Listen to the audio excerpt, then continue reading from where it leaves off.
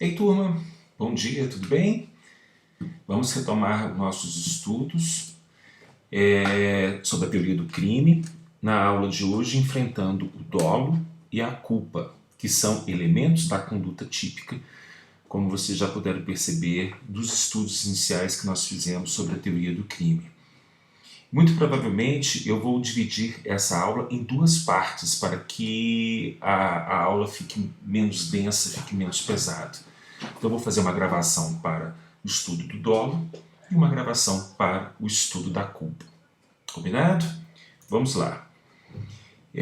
Nas aulas passadas nós vimos essa estrutura geral completa do conceito de crime. Crime como conduta típica, ilícita e culpável. E dentro da conduta típica nós vimos que há 4 elementos essenciais, que são a ação ou omissão, o resultado, o nexo de causalidade e a tipicidade propriamente dita. Por ora, nós estamos lá no estudo da ação ou da omissão, não é isso? E essa ação ou omissão tem que ser conduzidas pelo dolo ou pela culpa. Dolo nos crimes dolosos, culpa nos crimes culposos.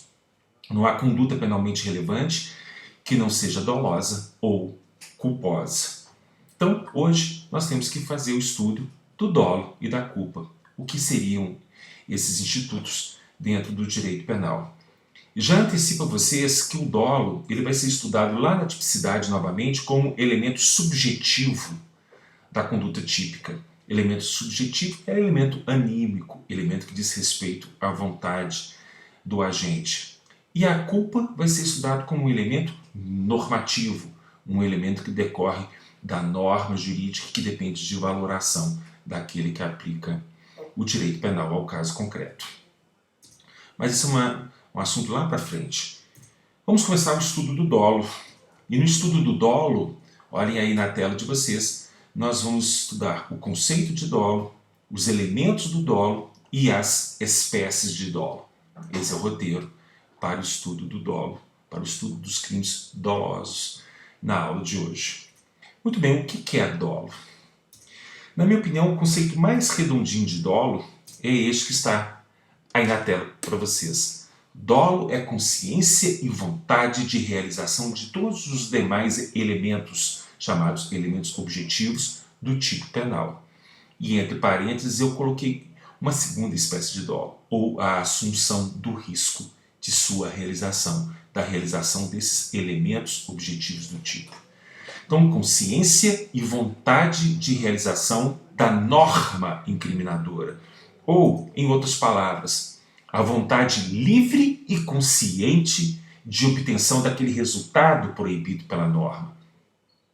Então, quando eu falo em homicídio doloso, homicídio com dolo, é aquele em que o agente agiu com a vontade livre e consciente de chegar ao resultado morte, que é aquele resultado previsto na norma incriminadora.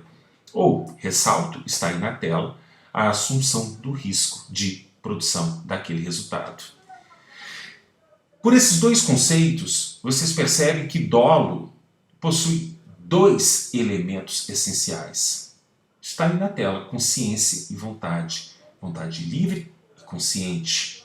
Então, dolo possui um elemento chamado de elemento volitivo e um elemento cognitivo. Está invertido aí na tela. Um elemento cognitivo e um elemento volitivo. Isso significa dizer que o William Bonner, lá no Jornal Nacional, ele não está totalmente errado. Ele está parcialmente errado. Quando ele dá a notícia de que fulano de tal cometeu um homicídio doloso, aquele com intenção de matar. Ou fulano de tal provocou um acidente e cometeu um homicídio culposo, aquele sem intenção de matar. Ele está parcialmente correto, por quê? Porque a vontade não é o único elemento do dolo. O dolo possui o elemento volitivo, mas ele também possui um indispensável elemento cognitivo. Não basta o agente agir com a intenção de, ou com a vontade de. Mais do que isso, antes ele tem que conhecer os elementos típicos, os elementos que compõem a norma incriminadora. E ao conhecer esses elementos da norma incriminadora, ele age com a vontade de realização desses elementos. Lá na frente, lá no final da nossa disciplina, nós vamos estudar a teoria do erro. Eu já coloquei isso no quadro para vocês. Mas eu vou antecipar um pouquinho, porque a teoria do erro trabalha justamente com esse elemento cognitivo do dolo, numa das hipóteses de erro que nós vamos estudar. Dentro de sala de aula é visualmente mais interessante, mas vamos imaginar o seguinte. Vocês já perceberam que em todas as aulas eu levo o meu código penal, o meu vademecum, para poder ler os dispositivos em sala de aula. Eu não vivo sem o meu código penal. Mentirinha, né? Mas imagine que isso fosse verdade. Em toda aula eu tenho que levar o meu código. Está aqui o meu código penal. Num belo dia, eu cheguei dentro de sala de aula, já iniciando o horário letivo, e percebi que eu havia esquecido em casa o meu código penal. Entrei em desespero, porque eu não consigo dar aula sem ele. Olhei para o código de um aluno sentado bem na primeira carteira e passei a mão no código do aluno. Peguei aquele código emprestado para utilizá-lo durante a aula. Coincidentemente, o código que eu peguei emprestado do aluno é exatamente igual ao meu código penal. É da mesma editora, é da mesma edição, é uma edição novinha de 2020 com uma capa dura, da editora Saraiva, exatamente igual ao código que eu utilizo. E mais do que isso, da mesma forma que o meu código não tem nenhuma identificação da propriedade. Eu até recomendo a vocês que coloquem o nome de vocês aqui cintilado para evitar qualquer tipo de surpresa desagradável. Não há nenhuma identificação de propriedade daquele código, nenhuma marcação para o aluno. O código estava incólume, da mesma forma que o código que eu costumo utilizar. Com esse código emprestado, eu dei minha aula de direito penal. Bateu o sinal, a turma, como de costume, saiu desabalada da carreira para o recreio, para a hora da merenda ou no final do turno da manhã, para poder correr para a van, para pegar carona, enfim. Vocês saem naquele desespero normal de final de aula. Todo mundo saiu, inclusive o proprietário do código. Esse código ficou nas minhas mãos. Eu, distraído, recolhi as minhas coisas, minha carteira, a chave do carro, os meus óculos estavam em cima da mesa, botei o código debaixo do braço e fui embora. Achando que aquele código era o meu. Naquele momento eu não me lembrei que eu tinha pego aquele código emprestado. E como todas as características externas, extrínsecas desse código coincidem com a do meu, naquela hora eu me equivoquei, eu errei e levei o código comigo. Por que eu levei o código comigo? Porque eu tive a vontade de levá-lo comigo. Percebam, eu peguei o código e com vontade eu levei esse código embora. Por que não há dolo neste caso? Porque não basta a vontade de levar o código para casa. Eu tenho que ter também o conhecimento de que, ao levá-lo para casa, eu estarei realizando os elementos constantes de um crime chamado apropriação indébita. A apropriação indébita se assemelha muito ao crime de furto. A diferença da apropriação indébita para o furto é que no furto eu subtraio a coisa, eu vou lá e pego a coisa e levo. Na apropriação indébita eu recebo a coisa de forma legítima, como eu recebi emprestado aquele código. Mas na hora de devolver o código, eu resolvo ficar com ele para mim. Então é uma sutil diferença entre furto e apropriação indébita. Neste caso seria a apropriação indébita. Mas para que haja a apropriação indébita dolosa, não basta a vontade de botar esse código debaixo do braço e levar para casa. Eu preciso também conhecer os elementos que compõem a norma penal incriminadora. Eu tinha que saber que essa coisa alheia não é coisa minha. Porque para que haja apropriação indébita, eu tenho que me apropriar de coisa alheia móvel. Eu achava que a coisa alheia era coisa minha. Eu não atingi o conhecimento, a consciência de que eu estaria realizando os elementos típicos. Nós vamos ver lá na frente que essa hipótese está prevista no artigo 20 caput do Código Penal. É o que nós chamamos de erro de tipo. E erro de tipo justamente por quê? Porque não há dolo na conduta praticada pelo agente, justamente pela falta de um de seus elementos essenciais. Abram o Código Penal lá no artigo 217-A. Abram lá. Eu até dei o exemplo do 217A um dia desses, quando eu trouxe a hipótese de crime praticado por omissão.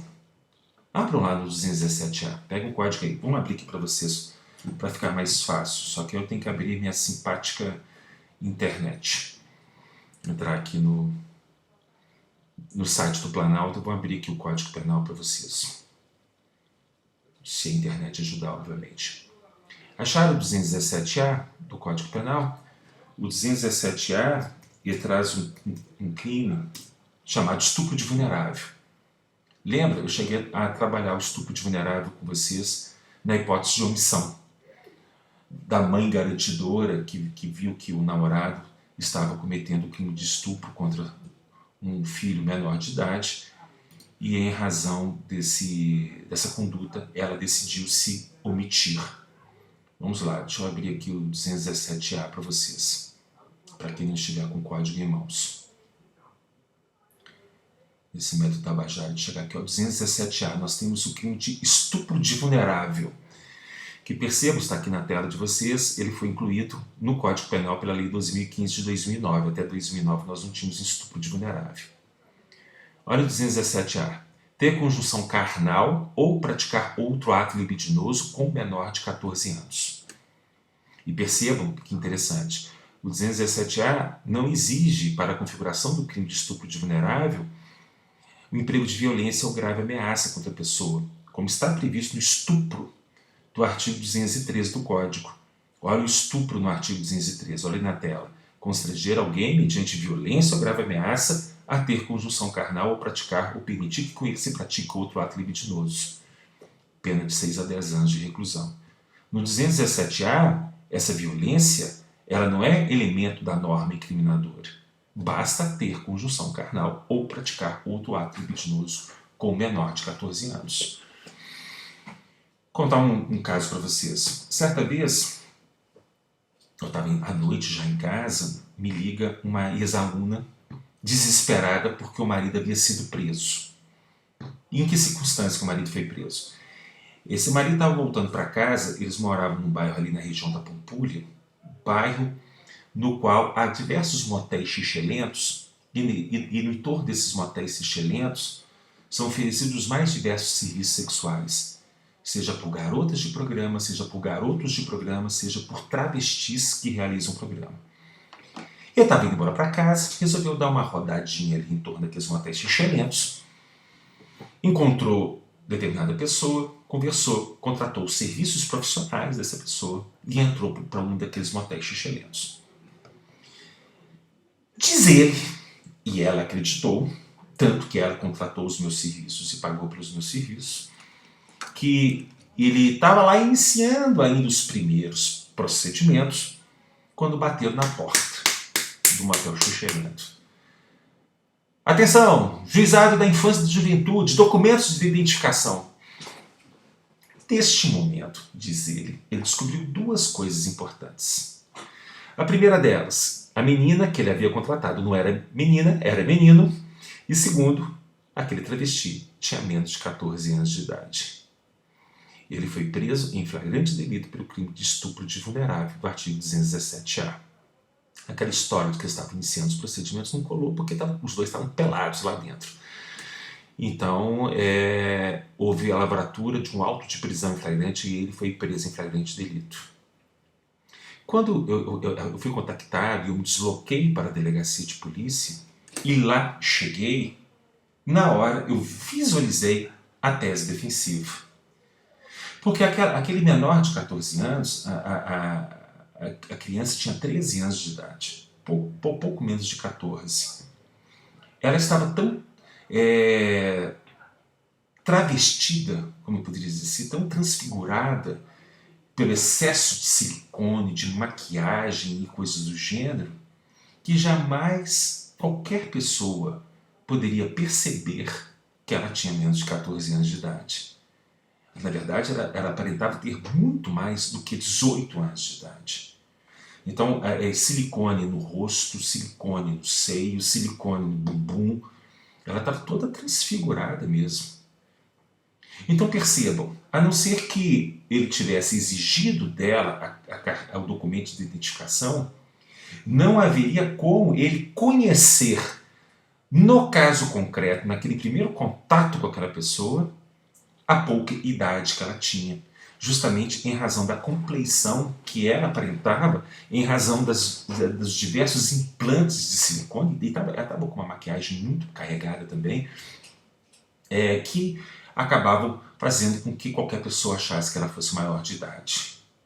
E aí o meu trabalho, naquele momento da lavratura do auto de prisão em flagrante, porque o delegado de polícia não tem condições de colocar em liberdade quem quer que tenha sido preso por um crime cuja pena é tão alta, uma reclusão, olha aí na tela, de 8 a 15 anos, qual que foi o meu trabalho naquele momento? Foi fazer prova da versão dele, porque a versão dele era, eu jamais poderia imaginar que ela tinha menos de 14 anos de idade. Então o meu trabalho foi confirmar aquela versão. De que forma? Eu solicitei à mãe da travesti, porque a mãe compareceu, foi acionada pela polícia, compareceu ao local do fato como responsável legal pela vítima, suposta vítima, do estupro de vulnerável. Eu consegui que constasse de um termo que foi juntado ao inquérito policial a autorização do responsável para que eu tirasse fotos da travesti e juntasse essas fotos ao inquérito policial no momento posterior, ao processo penal no momento posterior. E por que a minha preocupação de tirar foto?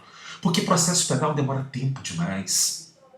Principalmente porque eu tinha expectativa, como de fato aconteceu, de conseguir a liberdade provisória daquele meu cliente, e foi colocado em liberdade pelo juiz mediante cumprimento de condições, porque prisão antes da sentença é exceção, da exceção, da exceção, da exceção.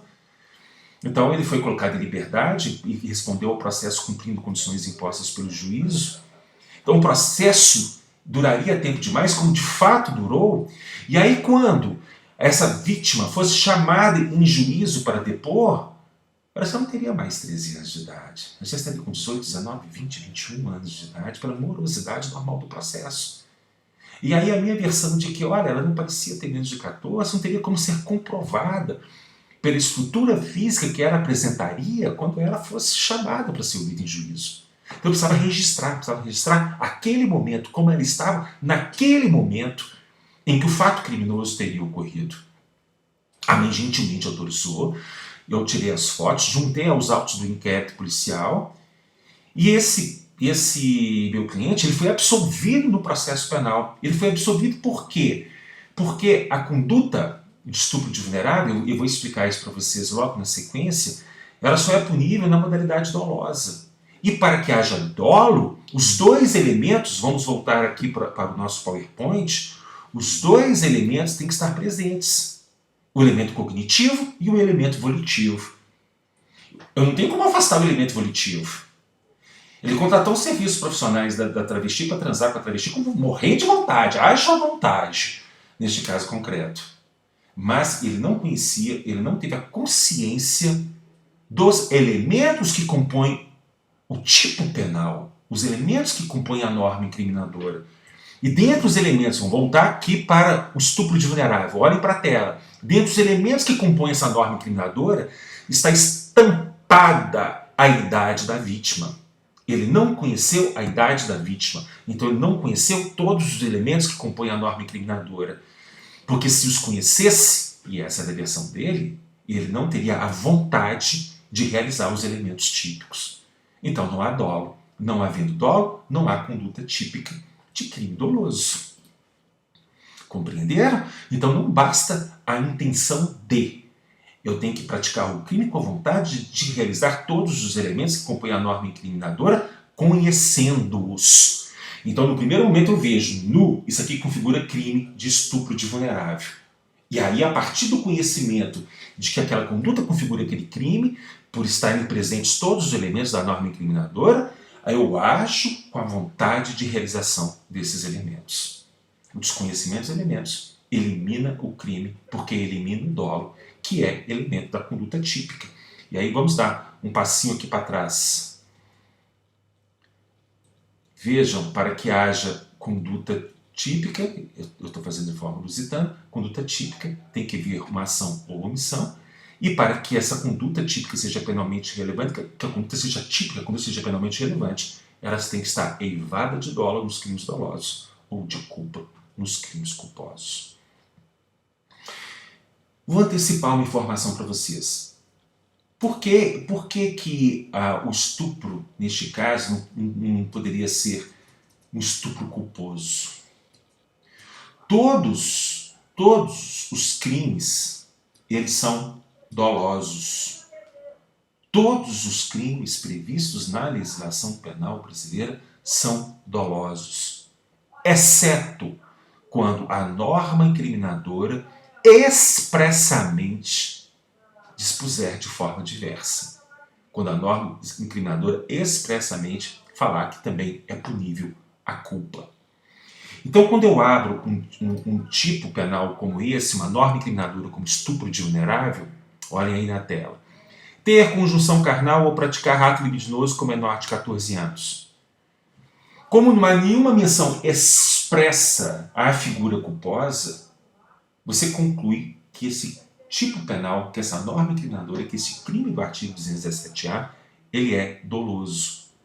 É como se nós lêssemos em todas as normas incriminadoras: matar alguém, dolosamente; subtrair para si ou para outro em coisa alheia móvel, dolosamente; ter conjunção carnal ou praticar outro ato libidinoso com menor de 14 anos, dolosamente. O dolo está implicitamente previsto em todas as normas incriminadoras. Vamos lá no 121, no bom e velho homicídio. Quando você abre um homicídio, procure um homicídio aí no quadro de vocês. Quando vocês abrem o Código Penal e encontram um artigo 121 e leem lá, matar alguém, pena, reclusão de 6 a 20 anos, a norma penal está dizendo matar alguém dolosamente. Ah, mas quando então haverá crime culposo? Olhem aí no homicídio. Olha o parágrafo 3º do crime de homicídio. Olha o parágrafo 3º na tela de vocês. 121, parágrafo 3º. Se o homicídio é culposo. Vejam só, a norma expressamente está me dizendo que eu posso punir também o homicídio culposo. Se ela não o fizesse expressamente, eu só poderia punir por dolo.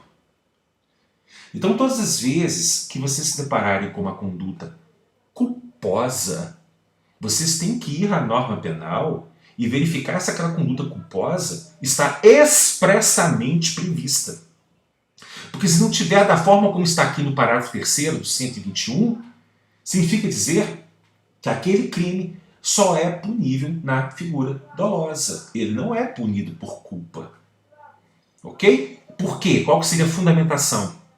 Porque todos os tipos penais são dolosos. Todas as normas incriminadoras são dolosas. Exceto quando a lei expressamente, como no caso do parágrafo 3º, mandar punir por crime culposo. Ok? Muito bem. Existem duas espécies apenas de dolo. Vocês vão encontrar na doutrina mais de 20 espécies diferentes. A doutrina ela faz uma viagem quase que astral, criando várias espécies de dolo. Dolo direto, dolo indireto, dolo cumulativo, dolo alternativo, dolo atleticano, dolo cruzeirense, é uma coisa inacreditável. Eu afirmo para vocês, no direito penal brasileiro existem apenas duas espécies de dolo, porque essas duas espécies de dolo estão expressamente consignadas no artigo 18, primeiro inciso do Código Penal. O que está previsto no artigo 18, primeiro inciso? Vamos lá no artigo 18 do Código Penal. Achem e abram aí no Código Penal o artigo 18. Vamos lá na parte geral. Disse o crime doloso quando o agente quis o resultado ou assumiu o risco de produzi-lo. Então percebam, esse ou, essa conjunção alternativa, demonstra que nós estamos tratando do primeiro inciso de duas hipóteses diferentes. E por isso eu fiz questão, lá no conceito de dolo, de colocar que dolo é a consciência, a vontade e realização dos elementos objetivos do tipo, e entre parênteses, ou a assunção do risco de produzi-los. Vejam o primeiro inciso. O crime é doloso quando a gente quis produzir o resultado. Aqui está uma primeira espécie. E essa primeira espécie trabalha justamente com aquela em que a gente tem a consciência e a vontade de produzir o resultado. Ou, segunda espécie, assumiu o risco de produzi-lo. A partir da redação do artigo 18, primeiro inciso, nós chegamos à conclusão de que existe um dolo chamado de dolo direto e um dolo chamado de dolo indireto ou dolo eventual. Primeira parte do inciso, o agente quis a produção do resultado. O agente agiu com a consciência e a vontade de produzir o resultado proibido pela norma.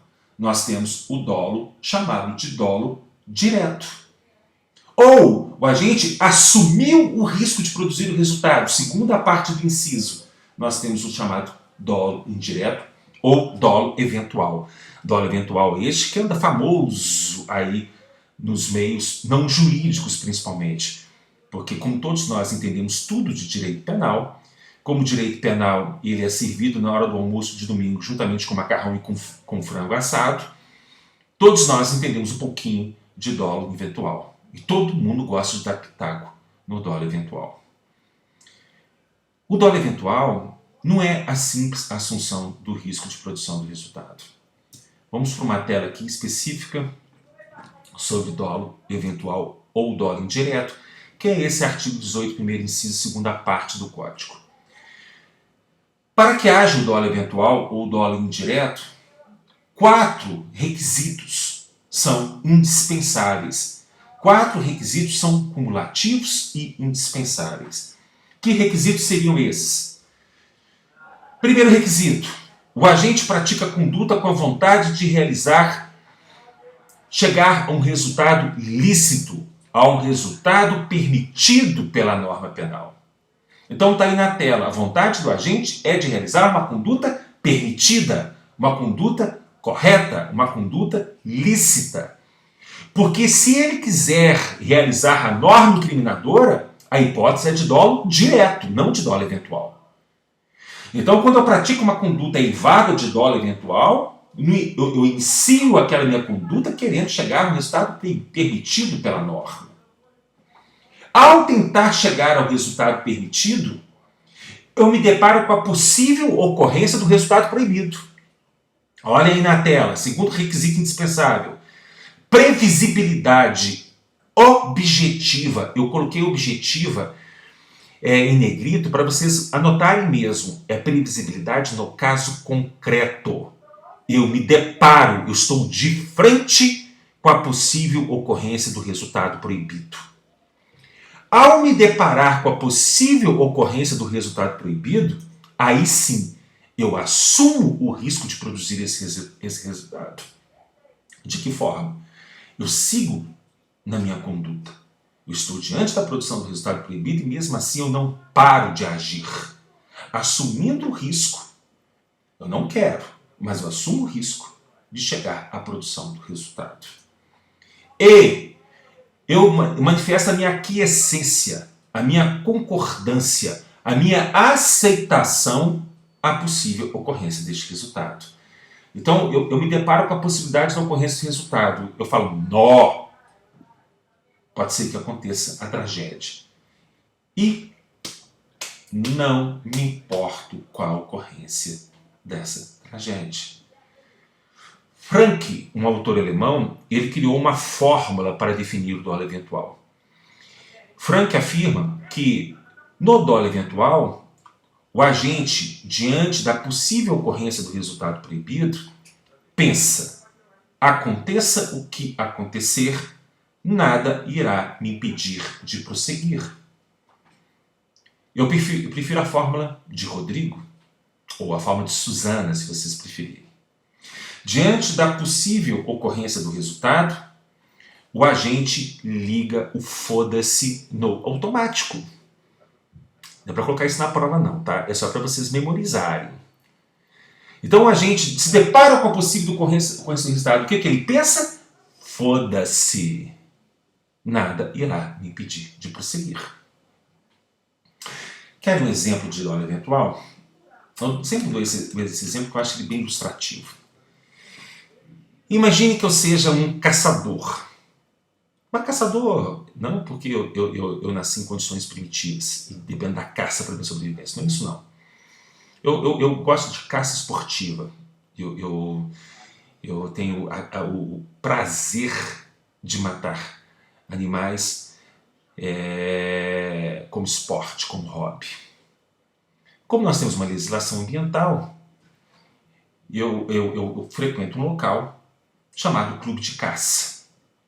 Neste clube de caça tem alguns animais que são mantidos em cativeiro, justamente para que possam ser abatidos.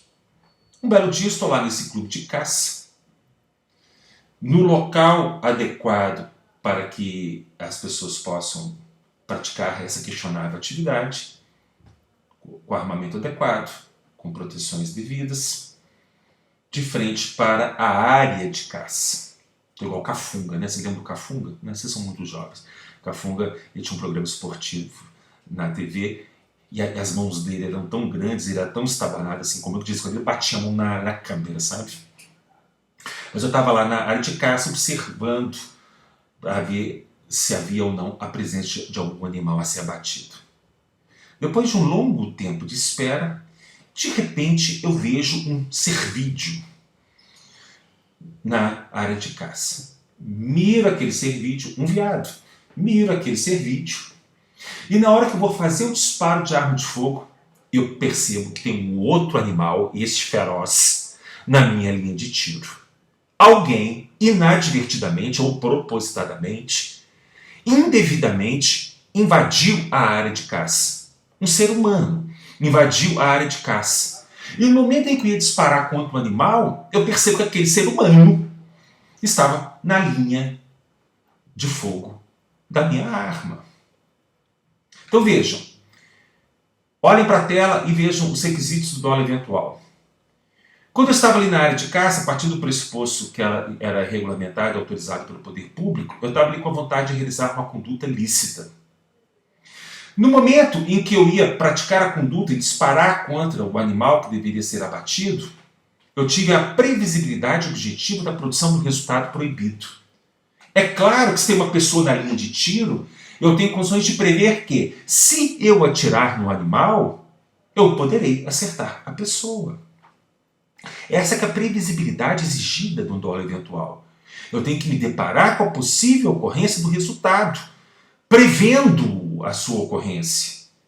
Então, no caso concreto, eu estava ali para atirar, e ao estar para atirar, eu vejo a pessoa. Naquele momento, eu prevejo. Poxa, se eu atirar, eu posso atingir aquela pessoa. Eu posso errar a caça e acertar aquela pessoa. No momento que eu vejo aquela pessoa, olha o terceiro requisito. Eu decido assumir o risco da produção do resultado. Eu não quero matar a pessoa. Eu quero acertar a caça. Se eu quiser matar a pessoa, o dolo é dolo direto, não é dolo indireto. Percebem? Mas aí eu penso, quer saber? Foda-se, eu vou atirar. Eu estou aqui há horas esperando pela caça. Agora aparece esse animal feroz na linha de tiro. Azar dele. Eu vou atirar mesmo assim. E ao atirar, eu não estou nem aí se eu vou acertar a caça ou acertar a pessoa.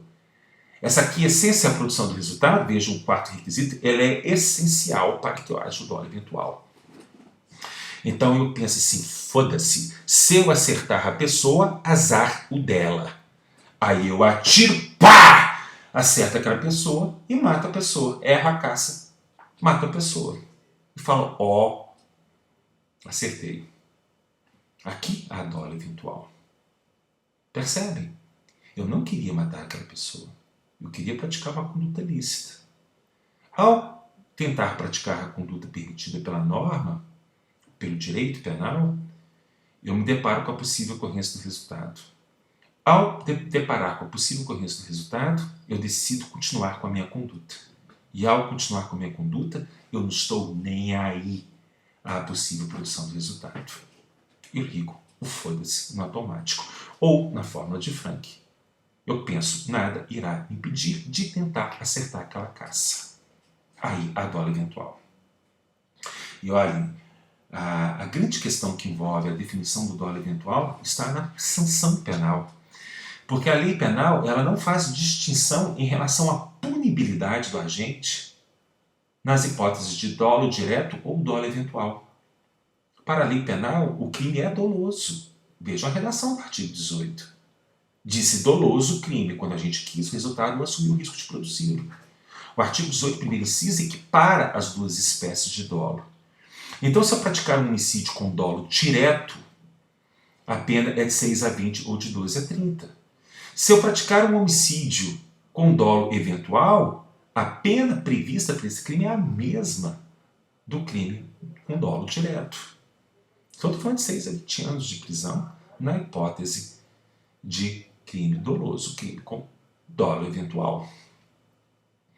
Então, essa definição do dolo eventual, ela é extremamente importante.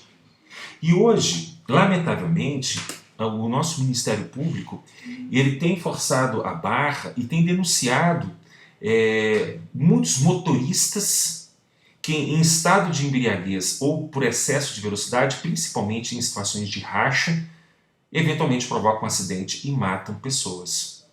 Não é raro ocorrer a hipótese de denúncia por crime doloso em caso de acidente de trânsito. E o fundamento do Ministério Público é de que, no acidente de trânsito, em determinadas circunstâncias, o agente praticaria a conduta com dolo eventual. 30 segundos para vocês pensarem. Há dolo eventual em acidente de trânsito? Imagine que eu tenha ido a uma festividade qualquer, teve uma exposição lá no Expo Minas, e lá nessa exposição de Minas tinha muita comida, muita bebida, eu bebi em excesso, saí do Expo Minas, peguei a direção do meu veículo automotor, e no caminho de casa atropelei e matei uma pessoa. A pergunta é, esse crime é crime doloso? Nós vamos estudar a culpa.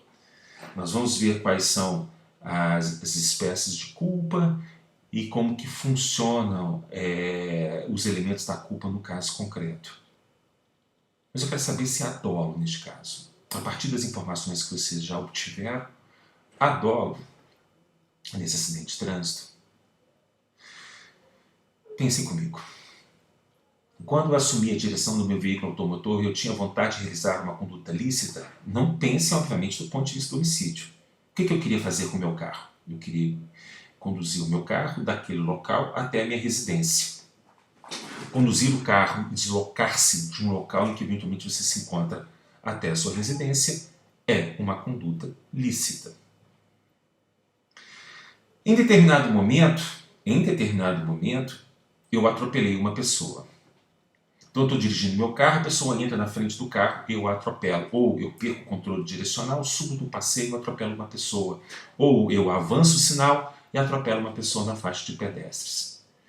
Quando você olha para o segundo requisito estabelecido, você questiona, houve previsibilidade objetiva da produção do resultado? Se houver, vamos imaginar que eu tenha visto a pessoa.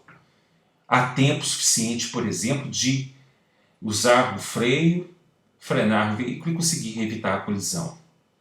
Tudo bem. Então, neste caso, houve previsibilidade objetiva da produção do resultado, porque eu já antecipo a vocês. Na maioria dos crimes culposos não há previsibilidade no caso concreto. Eu simplesmente atropelei, nem vi aquela pessoa, ou perdi a controle direcional e nem vi o momento que eu subi no passeio e atropelei uma pessoa. Mas vamos imaginar que eu tenha visto a pessoa na faixa de pedestres há tempo suficiente de frenar.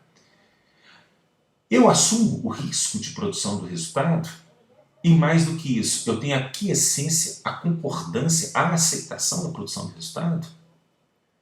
Para que isso seja factível no crime de trânsito, eu tenho que pensar o seguinte, eu estou dirigindo, aí eu vejo a pessoa na faixa de pedestre, falo, nó, vou atropelar. Neste momento eu penso, foda-se, quem mandou essa pessoa estar atravessando na minha frente? E vou e passo por cima dela. Essa seria a hipótese de dolo eventual. E sabe por que o dolo eventual é absolutamente incompatível com acidente de trânsito? Porque no acidente de trânsito, o motorista está envolvido no acidente. Então, a não ser que eu imagine um motorista kamikaze, um motorista suicida, eu não consigo compatibilizar o Instituto do Dolo Eventual com esse acidente de trânsito. Pô, eu estou dirigindo na contramão de direção, de repente, eu estou bêbado, na contramão de direção, de repente eu vejo 4 faróis vindo na minha direção. Eu penso, não, vou bater. Mas quer saber? Foda-se, eu bato o carro, me envolvo naquele acidente de trânsito. Poxa, só se o cara foi suicida. Então eu já antecipo a vocês como nós fizemos um confronto entre dolo e culpa, em especial em um confronto entre dolo eventual e uma das espécies de culpa, nós vamos ver que esse instituto é absolutamente incompatível com um acidente de trânsito. Mas por que então o Ministério Público insiste em denunciar agentes que se envolveram em acidentes de trânsito por crimes dolosos? Porque a sociedade tem a percepção de que as penas previstas no Código de Trânsito Brasileiro são muito pequenas. Para o homicídio culposo no trânsito, para a lesão corporal culposa no trânsito. Nós tivemos uma recente modificação do Código de Trânsito Brasileiro que aumenta a pena, na verdade uma qualificadora do crime de homicídio no trânsito, quando houver embriaguez ao volante. A pena era de 2 a 4, passou a ser uma pena de 5 a 8 anos. Já é uma pena melhor, já é uma pena mais razoável para essa hipótese de embriaguez ao volante em que você comete um crime de homicídio. Mas até essa mudança recente, a pena era de 2 a 4 anos. E havia um conformismo social em relação a essa pena, como se a quantidade de pena também fosse indispensável para a reeducação, para a ressocialização. E aí o Ministério Público Justiceiro resolvia passar por 100 anos de teoria do delito. Na verdade, o tipo penal foi criado em 1906 por um autor chamado Belling, um alemão. Então nós temos 114 anos de teoria do delito como ela está posta hoje. Aí o Ministério Público passa por cima de 114 anos de teoria do delito para tentar fazer justiça com as próprias mãos. E já antecipo, acaba sendo um tiro no pé, porque dificilmente o Ministério Público consegue condenar alguém por crime doloso nessa circunstância. E o processo penal por crime doloso é um processo penal que tramita no tribunal do júri. Vocês vão aprender lá em processo penal. E processo no tribunal do júri dura muito mais tempo. E aí, quando ocorria a desclassificação para crime culposo, normalmente as penas já estariam ou já estão prescritas. Por isso acaba sendo um tiro no pé da própria sociedade. Essa discussão de dolo eventual nos crimes de trânsito, dolo eventual e culpa, nós vamos ver uma espécie de culpa consciente, dá uma boa pesquisa, dá um ótimo TCC. Já é alguma coisa para vocês começarem a pensar em estudar, em pesquisar. Então, até este momento, até o estudo do dolo, nós vimos o que é dolo, o conceito de dolo, nós vimos os elementos do dolo, o elemento cognitivo, o elemento volitivo, nós vimos as espécies de dolo, dolo direto e dolo eventual. Nós vamos voltar no dolo, nós vamos voltar principalmente no dolo eventual para confrontá-lo com a culpa. Mas não se esqueçam, todos os crimes são dolosos. O dolo está expressamente previsto em todas as normas incriminadoras. Somente quando a norma penal excepcionalmente e expressamente determinar a punição por culpa é que nós poderemos punir alguém por culpa. Senão, nós poderíamos punir aquela pessoa tão somente pelo crime doloso. Ok? Na sequência aqui do nosso estudo e do PowerPoint que foi disponibilizado para vocês, nós iniciaremos o estudo da culpa. Mas para não ficar extremamente cansativo ou extremamente maçante, eu vou separar em 2 vídeos diferentes. Então, no próximo vídeo, eu retorno com o estudo da culpa. Muito obrigado e até mais, turma.